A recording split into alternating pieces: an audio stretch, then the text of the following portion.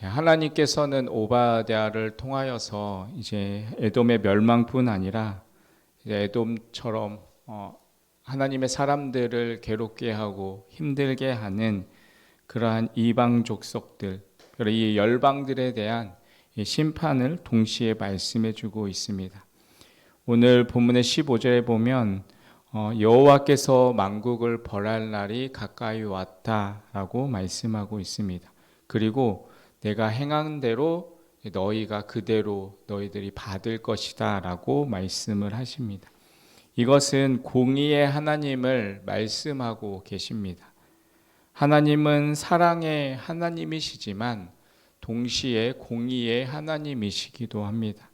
사랑으로 모든 것을 품으시지만 그러나 공의로 심판하셔야 또한 이 모든 역사와 우리의 인생도 올바르게 또한 하나님의 사랑을 깨달을 수 있기 때문입니다. 진리만이 아니라 바로 은혜가 또 베풀어 져야 합니다. 은혜가 있을 때 사람들은 그 하나님의 사랑을 깨닫게 되는 것입니다. 그렇지만 또 은혜로만 되지 않기 때문에 공의와 진리로 또 사람들을 하나님께로 인도하는 것 역시 필요한 것입니다. 그렇다면 하나님께서 이렇게 에돔에 관해서 심판하시는 그 이유는 무엇일까요? 10절에서부터 14절까지는 하나님께서 왜 이 에돔을 심판할 수밖에 없는지 그들이 저질렀던 죄에 대해서 지적하고 있습니다. 먼저 10절에 보면 내가 내 형제 야곱에게 행한 포악으로 말미암아 부끄러움을 당하고 영원히 멸절되리라 라고 말씀하고 있습니다. 하나님께서는 에돔을 심판하는 이유를 내 형제였던 이 이스라엘을 향한 포악으로 말미암아라고 말씀합니다. 에돔은 이 야곱과의 쌍둥이 형이었던 에서의 후손이었습니다. 그러니까 에돔과 이스라엘은 모두 이 이삭과 리브가의 피를 이어받은 그런 형제 국가였습니다. 형제 국가로서 서로 사이좋게 지내야 하는데 이스라엘이 이제 출애굽을 하면서 가나안 땅을 향해서 갈 때 형제 나라였던 에돔 지역을 통과만 하게 해달라라고 요청을 했습니다. 밭에 있는 지역이나 이 포도원에 있는 지역은 통과하지 않을 것이고 거기에 있는 우물도 우리가 마시지 않을 것이고 우리가 큰 길로만 그냥 지나가겠으니 그 길로 지나갈 수 있도록만 허락해 달라라고 요청을 했습니다. 하지만 이 에돔의 대답은 노였습니다. 그럼에도 지나가겠다라고 하면 무력으로 응징하겠다라고 했습니다. 그래서 이스라엘 자손들은 할 수 없이 발길을 돌려서 그 먼 길로 돌아서 가야 했었고 결국에는 이 두 민족은 오랜 기간 적대적인 모습으로 살아갔습니다. 또 이어지는 11절은 이렇게 말합니다. 내가 멀리 섰던 날 곧 이방인이 그의 재물을 뺏어가며 외국인이 그의 성문에 들어가서 예루살렘을 얻기 위하여 제비 뽑던 날에 너도 그들 중에 한 사람 같았느니라 라고 말씀하고 있습니다. 여기 멀리 섰던 날의 문자적인 뜻은 반대편에 섰던 날이라는 것입니다. 그러니까 에돔이 BC 586년에 이제 예루살렘이 멸망하게 되는데 그날에 이 바벨로니아 편에 서서 함께 약탈을 자행했습니다. 그들은 이 바빌로니아 군대와 서로 지역을 나누어서 약탈을 했습니다. 그러면서 12절에 이렇게 말씀합니다. 내가 형제의 날 곧 그 재앙의 날에 방관할 것이 아니며 유다 자손이 패망하는 날에 기뻐할 것이 아니며 그 고난의 날에 내가 입을 크게 벌릴 것이 아니며 라고 말씀합니다. 그러니까 내 형제의 날 곧 그 재앙의 날에 너희들이 방관했고 또한 유다 자손이 패망하는 날에 기뻐했고 그 고난의 날에 내가 크게 입을 벌렸다라고 지금 역설적으로 이야기를 하고 있습니다. 특별히 여기 크게 입을 벌렸다라는 것은 예루살렘의 멸망을 그만큼 통쾌하게 여겼다라는 이야기입니다. 즉 한마디로 말해서 손가락질하면서 쌤통이다, 그렇게 멸망당한 것이 잘한 것이다 라고 그렇게 큰 소리로 비웃었다라는 그러한 뜻을 나타내고 있습니다. 이어지는 13절에서 14절에 보면 내 백성이 환난을 당한 날에 내가 그 성문에 들어가지 않을 것이며 환난을 당하는 날에 내가 그 고난을 방관하지 않을 것이며 환난을 당하는 날에 내가 그 재물에 손을 대지 않을 것이며 내 거리에 서서 그 도망하는 자를 막지 않을 것이며 고난의 날에 그 남은 자를 원수에 넘기지 않을 것이니라 라고 이야기하고 있습니다. 그러니까 이것도 한마디로 말해서 역설적으로 이야기하고 있습니다.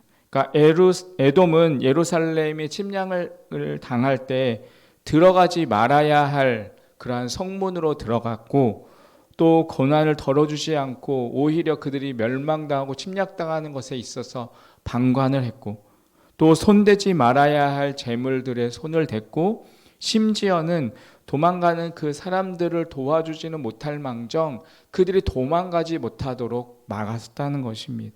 그리고 더 나아가서 원수였던 그 원수들에게 또 이스라엘 백성들을 넘겨주기까지 했습니다. 이러한 에돔의 만행을 하나님께서는 결코 모른 채 하지 않으셨습니다. 하나님께서 유다 백성들이 우상 숭배하면서 하나님 앞에 불순종할 때 바벨로니아의 그 손을 통하여서 이스라엘 백성들을 징계하셨지만, 그렇다고 또 다른 나라들이 자신의 백성들을 함부로 대하는 것에 있어서는 방관하지 않으셨습니다. 결국 하나님께서는 이 에돔을 심판하십니다.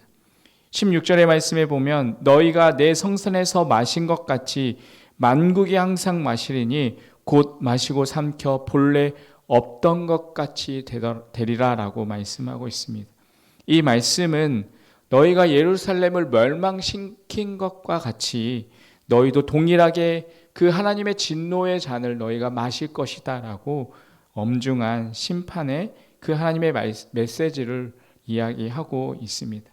하나님께서는 반드시 심판하시겠다라고 말씀하십니다.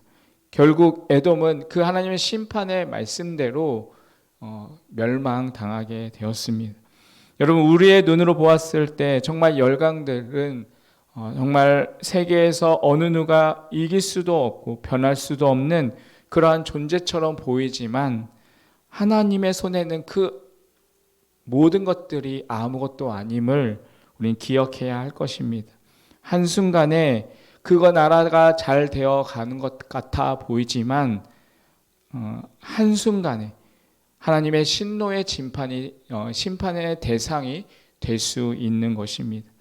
동시에 하나님께서는 에돔과 열강에 대한 심판을 이야기하시는 뿐만 아니라 다시금 이스라엘 백성들의 회복의 말씀을 하고 계십니다. 17절에서부터 21절까지의 말씀은 하나님께서 이제 다시 한번 이스라엘의 회복에 대해서 약속의 말씀을 하고 계십니다. 먼저 17절의 말씀에 보면 오직 시온산에서 피할 자가 있으리니 그 산이 거룩할 것이요 야곱 족속은 자기 기업을 누릴 것이며 라고 말씀하고 있습니다. 여기 시온산은 예루살렘을 나타내고 있습니다. 이방인에게 짓밟힌 그곳에서도 피할 자가 있을 것임을 이야기하십니다. 도저히 피할 것 같이 없어 보이는 그러한 곳에서도 하나님은 피할 자가 있을 것임을 약속하고 계십니다. 여러분, 우리의 인생도 도저히 피할 수 없을 것 같은 그러한 가운데 있을지라도 하나님은 반드시 피할 길을 열어주심을 믿으시길 바라겠습니다. 여러분, 우리가 환난을 당하지만 이 환난을 당하는 가운데서 두려워하지 말아야 될 이유는 하나님은 그 환난 가운데서 반드시 피할 길을 내신다는 것입니다. 또 야곱 족속은 이스라엘을 말하는데 그 야곱 족속이 자기 기업을 누릴 것을 말씀하고 있습니다. 기업이 다 없어져 버리고 황폐한 것 같아 보이고 회복이 되지 않을 것 같습니다. 그러나 하나님은 그 하나님의 백성을 포기하지 않으시고 하나님의 백성에게 다시금 회복할 기회를 주실 뿐만 아니라 피할 길을 열어주시고 그리고 온전하게 그 기업을 또한 누리게 하시겠다라고 약속의 말씀을 하고 계십니다. 여러분, 혹시 우리 가운데 예루살렘처럼 황폐해진 가운데 있는 분이 혹시 있으십니까?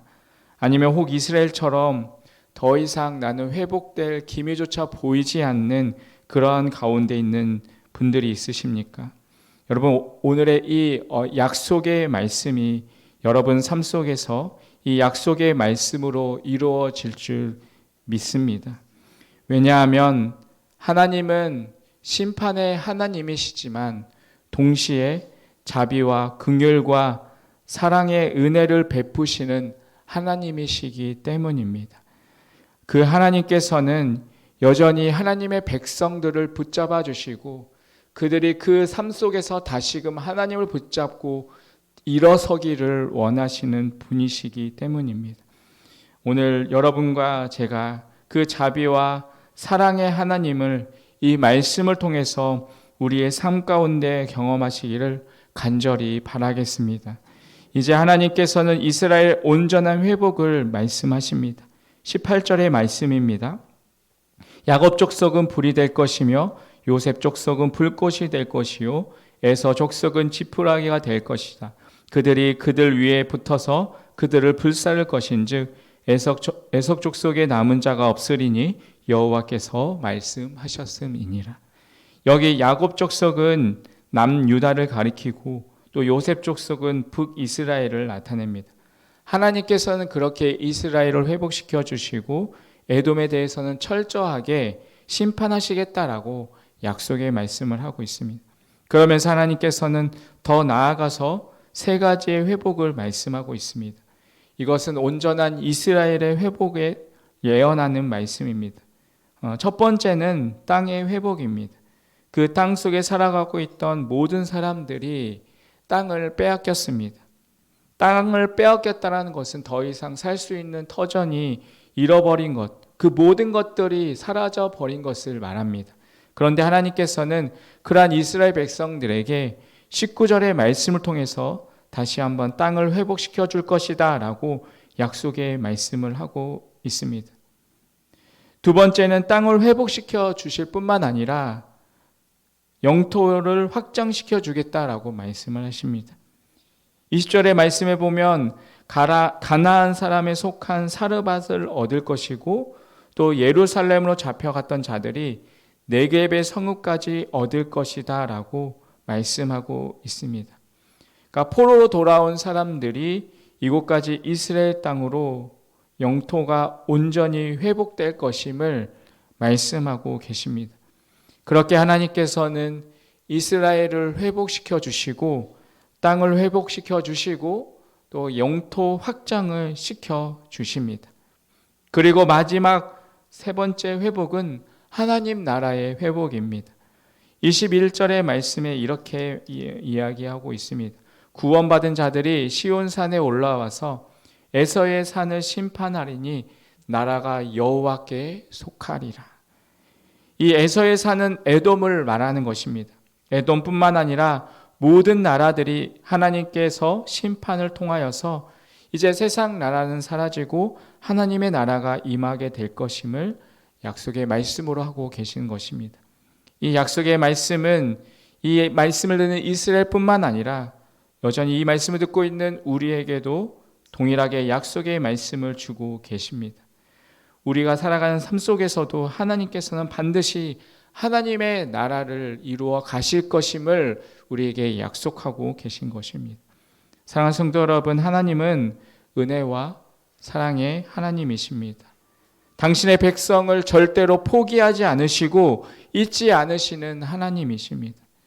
그 하나님께서는 오늘 여러분과 저의 인생도 그렇게 완전하게 모든 영역에서 회복시키시는 그 하나님이신 줄 믿으시길 바라겠습니다. 여러분, 그 하나님의 나라는 이 세상에서 뿐만 아니라 우리가 영원히 가게 될 그 하나님의 나라, 그 영원한 하나님의 나라를 우리가 꿈꾸며 우리의 삶 속에서 또한 회복이 시작되고 귀하고 복된 그러한 삶을 살아갈 수 있는 우리의 삶이 되기를 간절히 축원드리겠습니다. 오늘 우리가 다시 한번 회복시켜 주시고 또한 하나님의 나라를 이루어 가실 그 하나님의 약속을 우리가 붙드시면서 우리의 삶 속에서 날마다 그 하나님의 나라를 소망하며 그 약속 안에서 살아갈 수 있는 그러한 우리의 삶이 되기를 간절히 주님의 이름으로 축원드리겠습니다. 기도하겠습니다. 하나님 아버지, 이 오바댜를 통하여 이스라엘을 회복시키기로 약속하신 그 하나님을 바라보며 우리의 인생 가운데도 찾아오셔서 은혜와 사랑으로 우리의 모든 것을 회복시키실 하나님을 바라봅니다. 그 하나님을 의지하며 오늘도 소망 가운데 살아가는 삶이 되게 하여 주시옵소서. 그 소망 속에서 우리의 삶을 회복시켜 주시고 일으키시는 놀라운 하나님의 손길을 느끼며 살아가는 하루의 삶이 되게 하여 주시옵소서. 예수님의 이름으로 기도합니다. 아멘.